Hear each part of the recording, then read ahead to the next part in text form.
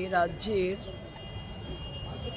তথা ভারতবর্ষের লজ্জিত মানুষরা যেভাবে ভাবছে, আমিও ঠিক সেইভাবেই ভাবছি যে এই চূড়ান্ত লজ্জা, রাজ্য সরকারের অপদার্থতা, ব্যর্থতা, তাতে মর্মাহত।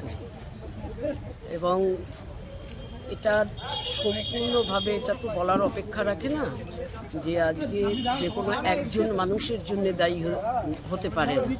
সামগ্রিক যে ব্যবস্থাপনার কথা আমরা বলি, পরিকল্পনার কথা আমরা বলি, সেই জায়গাটাতেই হচ্ছে সবচেয়ে আলাদা একটা জায়গা। এখানটাতে পরিষ্কার বোঝা যায় যে সরকারের তার এ ব্যাপারে পুলিশ প্রশাসন এদের কোনো ভূমিকাই ছিল না এই সমগ্র ব্যবস্থাটা পরিচালনার ক্ষেত্রে। সেটা ইচ্ছাকৃত বা অনিচ্ছাকৃত অপদার্থতা, সেটা তারা বলতে পারবে, যারা তদন্ত করছে তারা বলবে।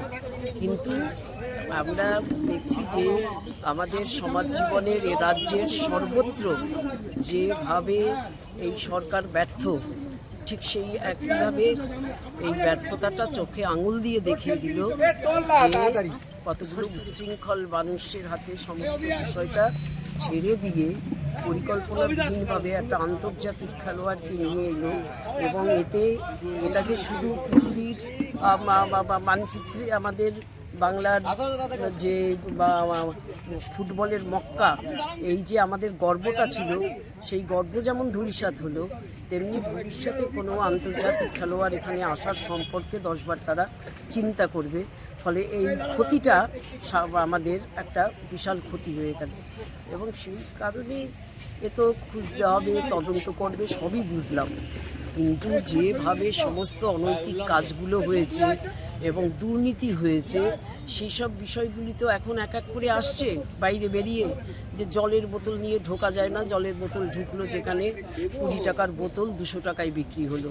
টিকিট 200 টাকার টিকিট 2000, 4000, 5000, শুনলাম 32,000 টাকা দিয়েও কেউ সে টিকিট কিনেছে। ফলে সমগ্র ব্যবস্থাটার মধ্যে শুধু অব্যবস্থা তা নয়, উচ্ছৃঙ্খলতা তা নয়, এর ভিতরে দুর্নীতি, কালো টাকা, তার খেলা, এসব আছে।